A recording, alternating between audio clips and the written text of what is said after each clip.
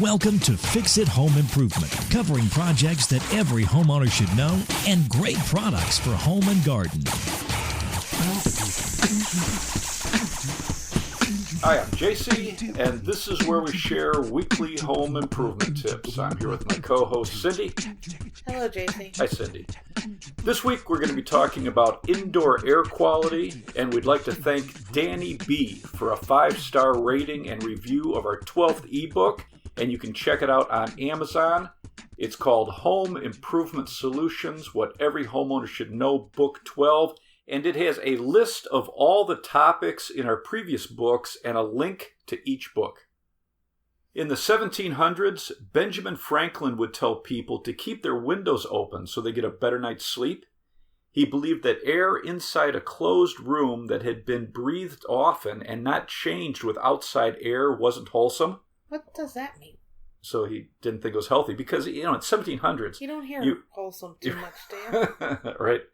So the 1700s, using a fireplace, a wood stove, oil lamps, candles, there was infrequent bathing and no deodorant. Definitely not wholesome. In 1775, the English surgeon Percival Pott was one of the first scientists to associate being exposed to an environmental factor like chimney soot with cancer, and his research helped pass some of the early laws to protect workers. Scientific American says spending more time in our homes exposes us to more... during a pandemic? Exactly. So we're getting exposed to more VOCs from building materials and products, pollutants from cooking and cleaning, and more carbon dioxide. If you're cooking more meals in your home and you're not using an exhaust fan, or if you don't have adequate ventilation, a gas stove is going to increase the amount of carbon monoxide and nitrogen dioxide in the air, along with small particulate matter from cooking oil and grease, your food. And even if you have an electric stove, when you turn it on, it creates particulate matter in the air as it burns off that thin layer of dust that lands on your cooktop, food residue, and other deposits. In one study, they found an average of 19% more particulate matter in the air after cooking a meal. The EPA says that small particles in the air can get deep into your lungs and some even into your bloodstream, and over time it can affect your health. They're recommending installing and using an exhaust fan while you're cooking. The company Broan, it's B-R-O-A-N, they make range hoods and bath exhaust fans. They recommend using a kitchen hood vent while you're cooking and then leaving it on for at least 10 minutes after you're done cooking. Really? And that's going to help reduce particles. Even if you don't burn anything? Yeah, just the act of cooking. A lot of the stuff vaporizes. So it's going to reduce odors, help control humidity, along with those particles that get into the air. And with people spending more time in homes, carbon dioxide levels can be a problem. A Harvard University study found when carbon dioxide levels rose from 550 to 945 parts per million, cognitive function declined by 15%, and they say that levels that high are pretty common in poorly ventilated, tightly sealed, or densely populated homes. Interesting. The EPA ranks indoor air quality among the top environmental dangers, and air quality can be 2 to 5 times more polluted than outside air. They say repeated exposure to indoor pollution can irritate your eyes, nose, throat. It can cause headaches, dizziness, and fatigue, and long-term exposure to certain chemicals can cause asthma, respiratory diseases, heart disease, and even cancer. Some of the primary causes of indoor air pollution is from fuel-burning appliances, pollen, dander, mold, bacteria, VOCs from building materials and furniture, cleaning products, paint, pesticides, air fresheners, aerosols, tobacco products, and radon. You didn't mention dust mites. And dust mites. A study done by the American Journal of Respiratory and Critical Care Medicine concluded that many of the asthma cases among children could be prevented by controlling dust mites, cockroaches, mice, mold, pet dander, and tobacco smoke in the home. Good to know. The Indoor Air Quality Association, the IAQA, recommends reducing dander in your home. Dander causes an allergic reaction in many people. Like, what is dander? So dander is generally considered skin from people, or, flakes of skin that come off people and pets. So gross. I think they do include like bird feathers, but primarily it's going to be flakes of skin that come off your... Okay, stop saying that. That's gross. And with pets especially, dried saliva, urine, and feces on their fur become airborne, causing an allergic reaction in people sensitive to it. Okay, that's grosser. And pet allergens are very lightweight and small, and they easily stick to carpets, furniture, and bedding. Ugh. Dust mites are a microscopic spider-like pest that feeds off this dander from people and pets, and their waste and the body parts of dead dust mites are a common trigger for allergies and asthma. I'm having flashbacks to this podcast that we did. It was a great episode. No. If you have a dust mite problem in your home, it can cause sneezing, watery eyes, runny or a stuffy nose, itchy skin, and a cough. It can also trigger an asthma attack if you're sensitive to mites. The American Lung Association says keep humidity levels below 50% to reduce dust mites. They're absorbing moisture from the air, and if the humidity levels are low, they dehydrate and die. Are you going to suggest a hygrometer? Yes, everyone should own a hygrometer so you can control... That's pretty good that I remembered that. Because most homes, you want the humidity level between 30 and 50%. That's going to reduce dust mites and other problems, mold problems. But also, if you have any wood products, wood flooring, laminate floors, wood cabinets, musical instruments, you want that range to be between 30 and 50. And then, depending on the product you use, you should always look at the specifications, like of any flooring you're putting down, to see what they recommend. The American Council for an Energy Efficient Economy. Would that be the ACEEE? Yes. So they say moisture is one of the most important and least recognized indoor air pollutants. Moisture. It affects human health and the health of your home. High humidity levels will increase the amount of mold, mildew, and dust mites. It can cause asthma and allergies. It breaks down wood products, and it can cause rust and corrosion. High indoor humidity can also increase off-gassing of toxins from furniture and building products. Interesting. The CDC says breathing in mold spores can cause allergic and asthmatic reactions, sinus congestion, eye and throat irritation. They recommend keeping humidity levels between 30 to 50%. The health center at Mount Sinai School of Medicine says tobacco smoke contains more than 4,000 chemicals. Secondhand smoke in your home increases the risk of ear and respiratory infections and cancer. And if you have an infant in your home, it increases the risk of sudden infant death syndrome. That's terrible. The Cancer Treatment Centers of America say third-hand smoke can affect the quality of the air in your home. When tobacco smoke particles mix with gases in the air, they absorb into carpets, bedding, clothing, wall and ceiling paint, and that residue can give off harmful chemicals from the surfaces for years. They say children that are exposed to the surfaces and play or touch them are especially susceptible, and research suggests that third-hand smoke can predispose people to a higher risk of health problems.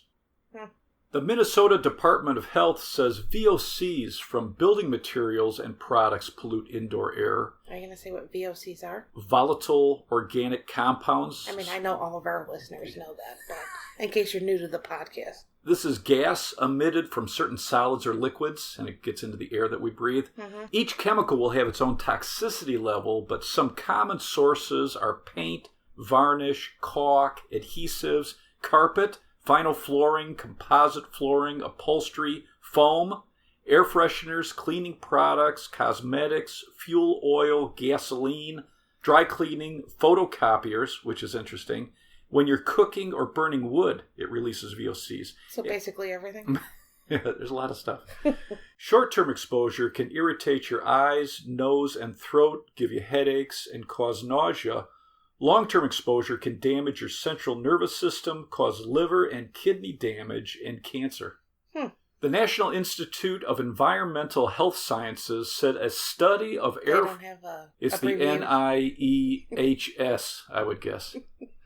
So they said a study of air fresheners found they emitted 1 to 8 toxic or hazardous chemicals, and companies currently aren't required to disclose the ingredients of their fragrances. There was a study done by the University of Washington on cleaning supplies, air fresheners, and laundry products. All of the products that they tested released VOCs. 44% of them released hazardous air pollutants.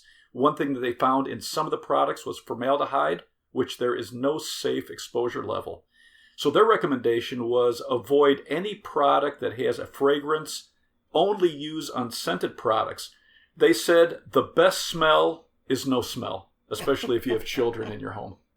To improve your home's indoor air quality, the EPA recommends source control, eliminating individual sources of pollution and moisture, improve ventilation, so increase the amount of outdoor air coming into your home, and use air cleaners. Harvard University says indoor air quality gets worse in winter because you're not opening windows? Right, exactly. So they're saying increase ventilation in the winter, use air purifiers, vacuum once or twice a week with a HEPA filter, regularly clean your bedding and drapes, and don't overwater plants. Wet soil can grow mold from overwatering, and then those spores get into the air. If you have a central air system, keep your filters clean and use filters that trap allergens. Okay. The Indoor Air Quality Association recommends vacuuming every other day if you have pets. Nobody's doing that. And vacuum slow and steady. Use a vacuum with a HEPA filter. They say clean your vacuum routinely also. Don't wear shoes in your home. Have mats inside and outside to wipe them off and store them. It's crazy we did a podcast about doormats. Yeah, we have a lot of indoor air quality tips in that one too. Yeah, because what else would we talk about?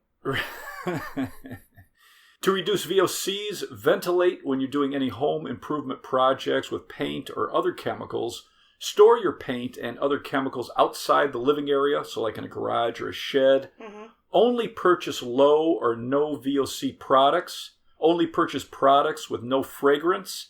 And control the humidity if you want to reduce mold, mildew, and dust mites. Use a kitchen exhaust fan while you're cooking and let it run 10 minutes after you're done cooking. Mm-hmm. When you're showering or taking a bath, run the exhaust fan while 20 minutes. And then 20 minutes afterwards. I remember that. If you have allergies, keep pets out of your bedroom. You should shower and shampoo your hair before going to bed. And that's going to help remove pollen and allergens that you pick up throughout the day. Don't use candles or potpourri. If you have a shower in your bedroom, make sure you run the exhaust fan or open the windows. Keep your shower, tub, and the whole area clean to prevent mold and mildew. Wash your sheets weekly in hot water and dry it hot. Weekly? Really? So you should vacuum every other day. If you have pets. And wash your sheets weekly. If you have allergies. And then dry hot to reduce the amount of dust mites. Keep a certified asthma and allergy air cleaner running all day in your bedroom. Vacuum your floor, drapes, and mattress at least once a week, so you got more stuff to do. And control the humidity level, so either using a dehumidifier or a humidifier and a hygrometer. If you have a forced air duct system for your heating and cooling, you should be using the highest recommended MERV filter for your furnace. MERV is MERV. And that stands for the minimum efficiency reporting value. Mm-hmm. A MERV of 7 or 8 will work well with most furnaces, and it removes very small particles out of the air like mold spores, dust mite particles, and dander. You should be replacing it monthly or as recommended by the manufacturer. If you get a MERV rating that's too high, especially with many high efficiency furnaces, it's going to reduce its ability to heat or cool all the areas in your home evenly. Or it can reduce the airflow so much it can freeze your air conditioner coils, or you can overheat the heat exchanger, and if that cracks, it can allow carbon monoxide in your home. Energy.gov says new and existing energy-efficient homes usually require mechanical ventilation to maintain healthy indoor air quality. Mm-hmm. They say there's 4 basic systems: exhaust, supply, balanced, and energy recovery. Exhaust vents like a kitchen and bath is spot ventilation, where you can also get exhaust systems, and these will depressurize your home and provide whole house ventilation. They're drawing air in from the outside through leaks around windows, doors, and other openings. Okay. Supply ventilation uses a fan to pressurize your home, and this is forcing air out of your home through cracks and openings. Balanced ventilation systems don't pressurize or depressurize your home. A balanced system usually has two fans, so it's drawing air in and exhausting air in equal amounts. Mm-hmm.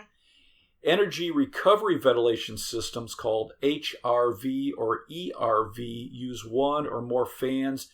They'll either have their own duct system or they'll share the ductwork with the heating and cooling system, and both types are going to have some type of heat exchanger.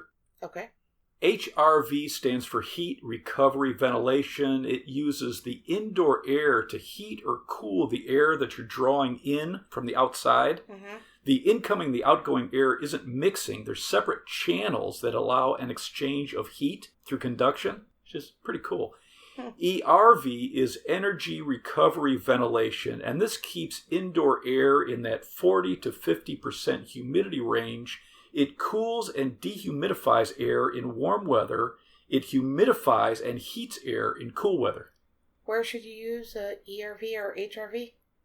So it's all about heat and humidity. In the north, you're generally going to be using an ERV. In the middle of the country, it depends on the climate, either an ERV or an HRV. If you're in a hot, dry climate, you're basically using an HRV. A hot, humid climate, an ERV. Okay. I spoke to Easy Breathe. It's the letter E, the letter Z, capital BREATHE. They have a whole house ventilation system that you would install in your basement or crawl space, and this is going to reduce airborne particles up to 85%. Wow. It lowers humidity levels, removes allergens, bacteria, mold spores, odor, VOCs, dander, and other pollutants. Wow, you sound kind of excited about that. And they said their system combats the stack effect. And this is where warm air rises in your home and it's pulling up the dirty, damp air from a crawl space or a basement and it's putting it into your living area. Up to 40% of the air you breathe can come up from the basement or crawl space. So a system like this with a fan, it's pulling the air from the living space, depressurizing your home. It's going to draw in fresh outside air while it's removing stale air and contaminants. And you can install a system like Easy Breathe yourself. Can you measure the indoor air quality of your home? Yeah, it's funny. When I was talking to Easy Breathe, they were talking about this. Why is that funny? Well, what was interesting, Okay. when I was talking to Easy Breathe, they said that they use a monitor called the Air Advice Monitor, and it's primarily for professionals, and they're analyzing dust particles, chemical pollutants, and different things in the air. So I was seeing if there's anything for homeowners. I found a company called AirThinx. It's AIRTHINX. And this is an air quality monitor. You can either buy it or lease it so you can analyze your indoor air quality. It connects to an app on your phone. It has a quick view and a color code. So it's either good, moderate, or poor air quality. And then they have a breakdown of individual pollutants like formaldehyde or carbon dioxide levels. So I thought that was pretty interesting. And we talked about a similar sounding company, AirThings. So for measuring radon, and that's something that every homeowner should do, is check the radon level in your home. AirThings is AIRTHINGS, and that is specifically for radon. Right. Do you have anything else to add? Increase the ventilation in your home. Use low or no VOC products. Control the humidity and go fragrance-free. No smell is the best smell. Let's wrap this up. You can subscribe to our podcast on Apple Podcasts, Google Podcasts, CastBox, or your favorite podcast app. If you enjoyed it, please leave us a review. You can check out our home improvement videos on our YouTube channel, Fix It Home Improvement. And you can subscribe to that as well. You can download our ebooks, Home Improvement Solutions, What Every Homeowner Should Know, books 1 through 12, and you can get those on Amazon. If you enjoyed it, please leave us a 5-star rating and review. You can email us at fixitpodcast@gmail.com. You can follow Cindy on Twitter at FixItCohost, and you can follow us on Instagram, Fix It Home Improvement. Thank you for listening. Talk to you next week.